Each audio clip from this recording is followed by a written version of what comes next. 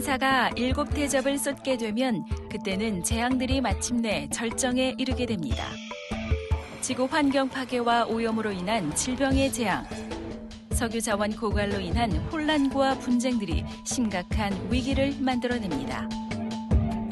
계시록 16장 16절에 새 영이 히브리음으로 아마겟돈이라 하는 곳으로 왕들을 모으더라 하여 다시 한번 큰 전쟁이 일어나는 것입니다.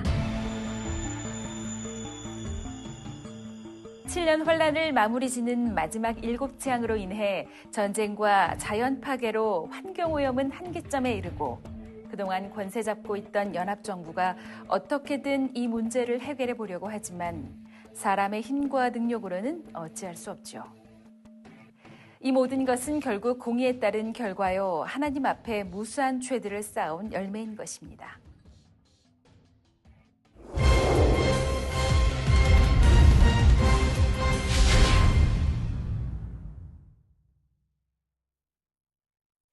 계시록 16장 8절에서 9절에 넷째가 그 대접을 해에 쏟음에 해가 권세를 받아 불로 사람들을 태우니 사람들이 크게 태움에 태워진지라.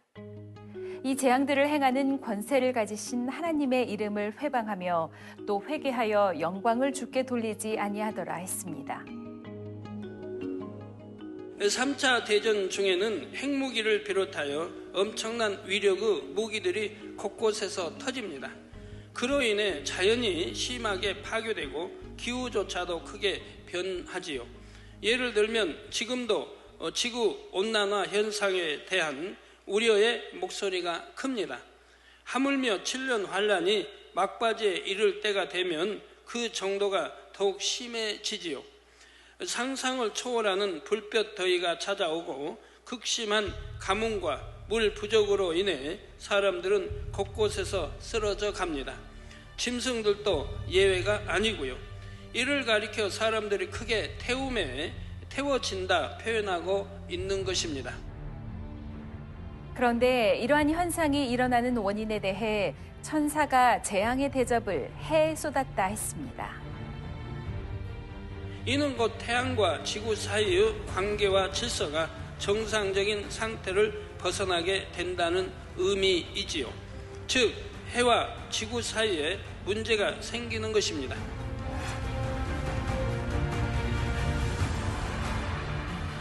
지구가 태양으로부터 오는 해로운 광선을 차단하는 능력을 상실하게 되는 것이지요.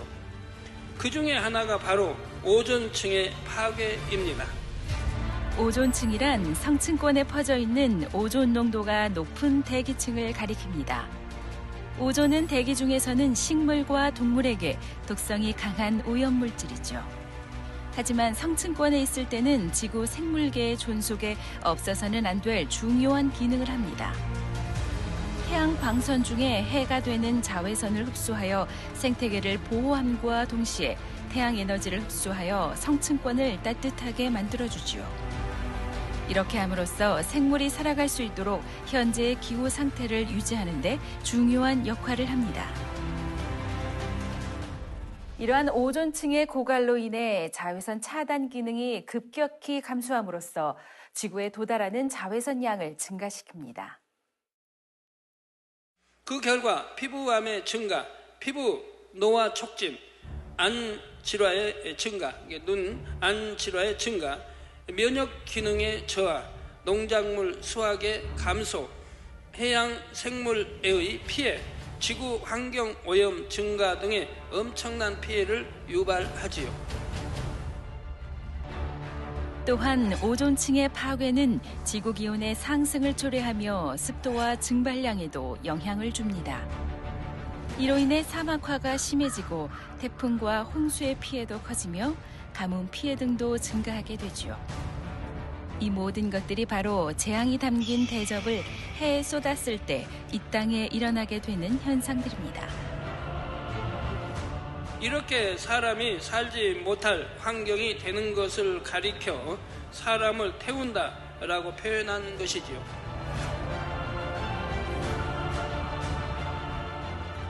그런데 이처럼 극한 상황이 되었을 때도 사람들은 자신의 잘못을 회개하지 않습니다. 그러면서 사람들은 자신의 생존을 위해 점점 더 자기 유익만을 구해가게 됩니다. 인간의 지식과 기술을 동원하여 살아남을 방법을 강구하는 것이지요. 그러나 이미 돌이킬 수 있는 한계를 넘었기에 세상은 점점 더 혼란으로 빠져듭니다. 그나마 연합정부로 인해 유지되던 질서도 파괴되고 연합정부도 점차 기반이 흔들리게 되지요. 마침내 연합정부의 붕괴 조짐이 보이기 시작하는 것입니다. 연합정부가 강력한 통제력으로 지배 나갈 때에는 그나마 불만 세력들이 잠잠했습니다. 혼란에 빠졌던 사회 질서가 회복되고 식량과 자원 문제 등을 해결받을 수 있었기 때문이지요. 그런데 이제는 연합정부가 그러한 것을 책임질 수 있는 상황이 아닙니다. 이런 상황이 계시록 16장 10절에서 11절에 나오죠. 또 다섯째가 그 대접을 짐승의 보좌에 쏟으니 그 나라가 곧 어두워지며 사람들이 아파서 자기 혀를 깨물고 아픈 것과 종기로 인하여 하늘의 하나님을 회방하고 저희의 행위를 회개치 아니하더라 했습니다. 짐승의 보좌란 가장 핵심적인 세력을 가리키지요. 전 세계적인 재앙과 통제할 수 없는 사회적인 혼란이 가중되면서 연합정부의 수뇌부마저도 권세와 힘을 잃어갑니다. 수많은 사회 기반 시설과 통신망 등이 파괴되어 더 이상 컴퓨터를 통한 통제 역시 불가능해지지요. 연합정부가 통제하던 세상은 갈수록 혼란스러워집니다. 이것을 가리켜 대접을 짐승의 보좌에 쏟으니 그 나라가 곧 어두워진다고 한 것입니다. 상황이 이렇게 되자 그동안 짐승의 정부를 추종하며 따랐던 사람들, 또 그들의 도구로서 하수인 노릇을 했던 사람들은 탄식하며 마음 아파하게 됩니다. 자신들의 권세가 사라져가기 때문이지요. 이런 모습을 가리켜 아파서 자기 혀를 깨문다 표현하고 있는 것입니다. 계시록 16장 11절에 종기가 난다는 말은 어떤 의미일까요? 종기가 난다는 말에는 육적인 의미에서 실제로 종기와 같은 피부병 등으로 고통받는다는 의미가 있습니다. 이와 함께 영적으로는 연합정부의 추종자들이 자신들의 권세와 힘이 사라지고 삶이 이어받음으로 이로 인해 고통받는다는 의미도 있습니다. 종기가 나면 그것이 골마 터지듯이 연합정부가 내부적으로 골마간다는 말이지요.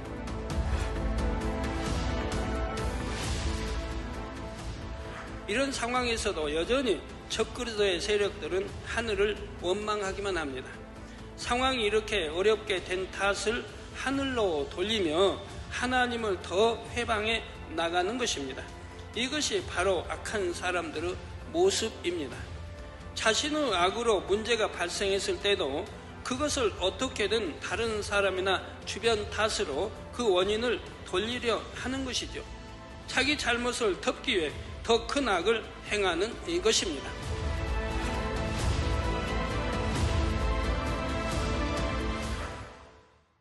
계시록 16장 12절에 또 여섯째가 그 대접을 큰 강 유브라데에 쏟음에 강물이 말라서 동방에서 오는 왕들의 길이 예비되더라 했습니다. 강물이 말랐다는 것은 짐승 곧 연합정부가 힘과 권세를 잃게 될 것을 의미합니다.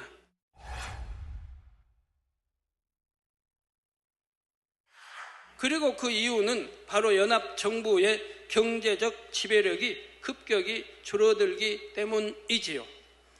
사실 연합정부가 전 세계를 장악할 수 있었던 근본적인 힘은 경제력이었습니다. 그 경제력의 배경은 바로 자원, 그중에서도 석유였지요. 3차 세계대전의 상황에서 결과적으로 연합정부는 중동 지역에 대한 지배력을 장악합니다. 그것은 곧 석유 자원에 대한 지배력이죠. 그런데 본문에 대접을 큰 강 유브라데 소돔에 강물이 말랐다는 것은 무슨 의미일까요? 대접을 큰 강 유브라데 소돔에 강물이 말랐다는 것은 석유 자원이 고갈되어 간다는 의미입니다.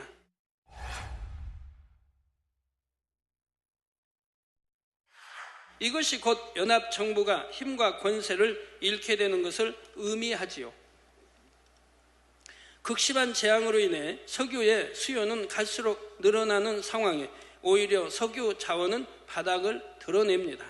이러한 사실은 곧 전 세계로 알려지고 각 나라들은 석유 확보에 혈안이 되지요.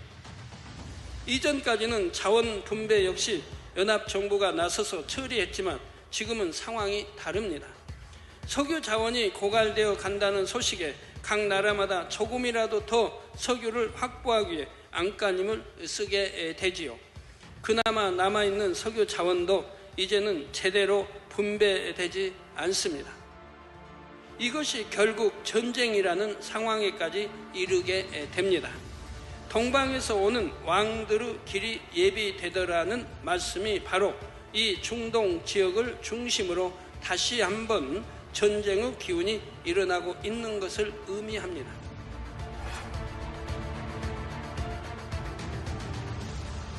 예전에 나름대로 강대국을 이루었던 나라들이 그동안 연합정부에 협조하던 것을 깨고 연합정부에 대항하여 일어나는 것이지요. 여기에는 이번 기회에 세계의 주도권을 다시 한번 잡아보려는 의도도 담겨 있습니다. 계시록 16장 13절에서 14절에 또 내가 보매 개구리 같은 새 더러운 영이 용의 입과 짐승의 입과 거짓 선지자의 입에서 나오니 저희는 귀신의 영이라. 이적을 행하여 온 천하 임금들에게 가서 하나님 곧 전능하신 이의 큰 날에 전쟁을 위하여 그들을 모으더라 했습니다. 루시퍼 주관을 받는 더러운 악의 영들이 세상의 혼란을 가중시키고 있지요. 이러한 더러운 영이 각각 용의 입과 짐승의 입과 거짓 선지자의 입에서 나온다 했습니다. 용은 악한 영의 세계에서 루시퍼를 대신하여 어둠을 주관해 나가는 실질적인 권세자입니다. 용의 입에서 나오는 더러운 영은 이 땅의 악한 자들을 주관하여 미혹에 가지요. 그런데 이때는 특히 용의 입에서 나오는 더러운 영이 이스라엘의 머리된 자를 통해 역사합니다.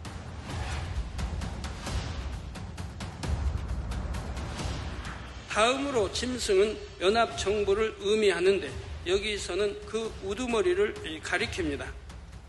짐승의 입에서 더러운 영이 나온다는 것은 그 우두머리의 입에서 나오는 말로 사람들을 미혹하여 어둠으로 이끌어 간다는 의미이지요.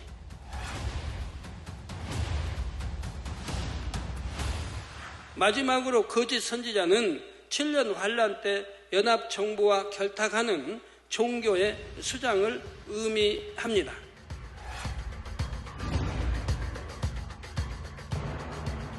겉으로는 하나님을 섬기는 척 가장하지만 실질적으로는 루시퍼 주관을 받아 사람들을 미혹하는 세력이지요. 그의 입에서 더러운 영이 나와 사람들을 미혹해 가는 것입니다.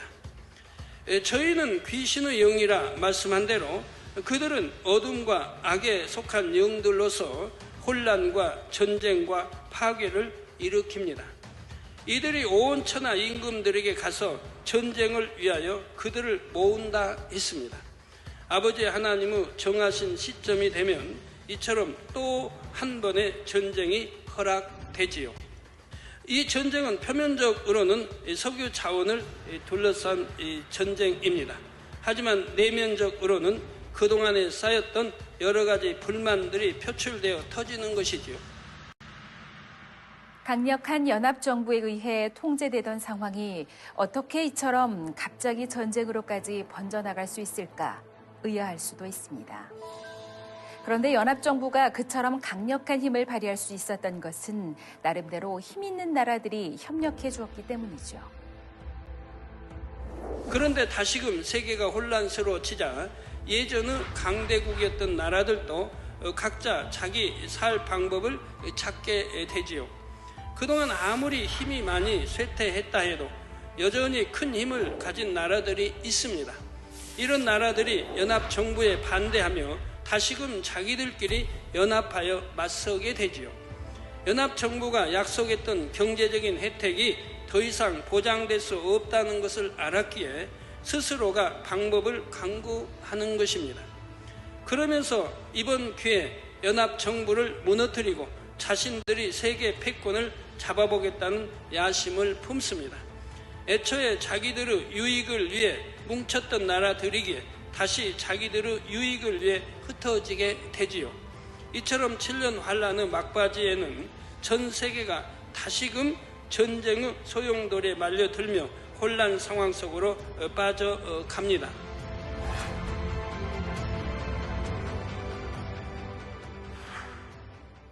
계시록 16장 15절에 보라 내가 도적같이 오리니 누구든지 깨어 자기 옷을 지켜 벌거벗고 다니지 아니하며 자기의 부끄러움을 보이지 아니하는 자가 복이 있도다 말씀하십니다. 정녕 어떠한 사람들이 이러한 7년 환란의 고통에 떨어지지 않을 수 있는지를 경계해 주시는 말씀이지요. 바로 신부단장이 해야 할 것을 말씀하십니다. 벌거벗었다는 것은 신부된 자격을 갖추지 못하고 있다는 뜻이지요. 옷은 사람들의 마음을 뜻하는 것으로서 신부된 예복을 입는다는 것은 마음에 할례하여 의를 이룬다는 의미입니다. 마음에 할례하지 않는 사람은 말씀대로 행하지도 않으니 그 마음이 여전히 죄악으로 가득한 마음이요 어두움 가운데 살아가게 됩니다. 이것이 곧 영적으로는 벌거벗은 수치를 드러내는 것이지요. 마음에 할례하지 않으므로 여전히 죄악을 품고 있다면 이는 겉으로 아무리 좋은 옷을 입었다 해도 하나님 편에서 보실 때는 벌거벗은 수치를 드러내놓고 다니는 것과 같지요.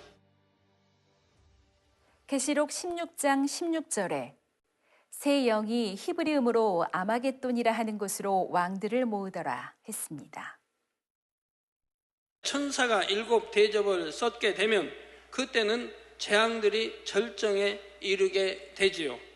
지구 환경 파괴와 오염으로 인한 질병의 재앙, 석유 자원 고갈로 인한 혼란과 분쟁, 이런 것들이 심각한 위기를 만들어냅니다. 그러면서 다시 한번 큰 전쟁의 조짐이 보이지요. 16절에 새 영이 히브리음으로 아마겟돈이라 하는 곳으로 왕들을 모으더라 하는 것이 바로 이 전쟁을 위한 모임입니다. 이 새 영은 개구리 같은 새 더러운 영이라 했고 각각 용의 입과 짐승의 입 그리고 거짓 선지자의 입에서 나온다 했습니다. 애굽에 내린 10재앙 중에도 이 개구리 재앙이 들어있습니다.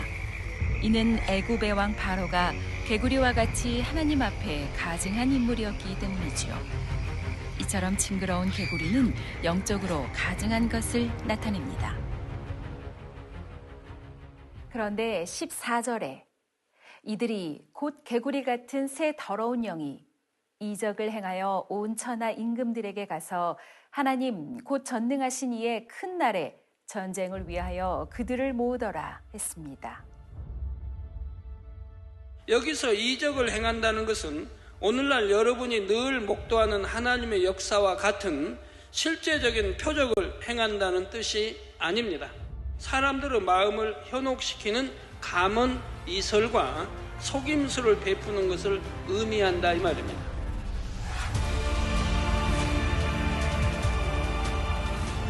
사람들을 미혹하여 온 천하가 휩쓸리게 될 큰 전쟁의 소용돌이를 일으키는 것입니다. 자, 이 전쟁은 표면적으로는 사람들에 의해 일어나는 것처럼 보입니다. 세계 각국이 자기 유익을 구하는 마음과 악함 속에서 전쟁을 일으키고자 스스로 모이는 것이지요. 그런데 이면적으로는 결국 하나님의 섭리대로 이루어지고 있는 것입니다.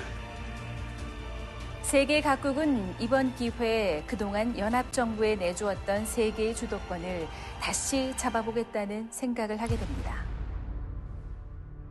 이러한 움직임들이 연합정부에 포착됩니다. 그러자 연합정부는 이를 막기 위해 중동과 이스라엘 그리고 주변 국가들을 포섭하여 힘을 모으고자 하지요. 그래서 새 더러운 영의 주관을 받는 자들, 곧 연합정부의 머리, 그들과 결탁한 종교 집단의 수장, 그리고 이스라엘의 머리된 자가 중동의 주변 국가들을 현혹하에 모아드립니다. 그러면서 가문이설로 설득을 하지요. 강대국들이 지금의 체제에 불만을 품고 중동 지역의 석유를 장악하려고 한다. 그러나 그들이 너희에게 줄 수 있는 유익은 얼마 되지 않는다. 연합정부가 너희를 더 윤택하게 해줄 수 있고 다른 강대국들로부터도 지켜줄 수 있다. 대략 이런 내용들로 설득하는 것입니다. 바로 이러한 상황을 가리켜 16절에 새 영이 히브리음으로 아마겟돈이라 하는 곳으로 왕들을 모으더라 한 것이지요. 여기서 말하는 아마겟돈에 대해 사람들은 일반적으로 이스라엘의 무깃도를 지명합니다. 무깃도는 갈릴리 남서쪽에 위치한 요새 도시로 고대로부터 유명한 전쟁터 중에 하나였지요. 그러나 여기서 아마겟돈이란 어떤 구체적인 지명을 가리킨다기보다는 영적인 의미를 담고 있습니다. 파괴자의 모임이라는 의미이죠.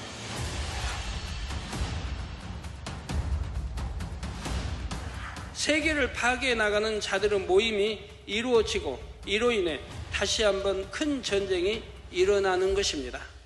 상황이 이렇게 급박하게 돌아가고 있을 때 이제 마지막 7번의 대접을 쏟게 됩니다. 7년 환란을 살아가는 사람들은 자신들이 모든 인간 역사의 마지막 시점에 살고 있다는 사실을 깨닫지 못합니다.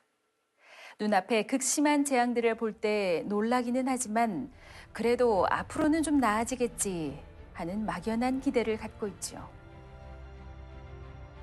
오늘날의 세계 정세를 봐도 사람들은 앞으로는 나아질 것이라는 기대를 가지고 있습니다. 그러나 정치, 경제, 사회, 자연 환경 등 모든 상황이 더 나아지는 것이 아닙니다. 점점 더 7년 환란이 시작될 수 있는 환경으로 만들어져 가게 되죠. 7번째 대접에 대해서는 다음 시간에 계속해서 살펴보겠습니다.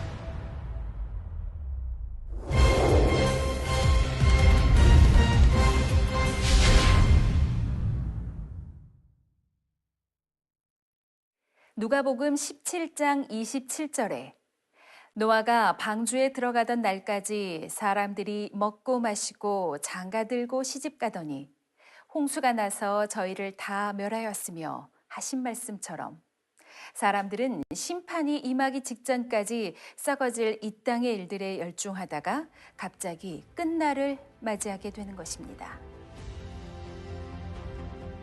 주님을 믿는다 하는 사람들도 깨어있지 못하면 이와 마찬가지입니다. 마지막 때라고는 하지만 설마 그렇게 급하게 주님이 오실까? 그래도 아직은 좀 더 여유가 있겠지. 이런 사람에게는 주의 날이 도적같이 온다는 말씀이 그대로 임하게 됩니다. 그러니 어찌하든 깨어있어서 시대의 흐름을 분별할 줄 알아 부지런히 선결되기 위해 힘써서 주님께서 오실 때 온 영과 혼과 몸을 흠없이 보존할 수 있기를 바랍니다.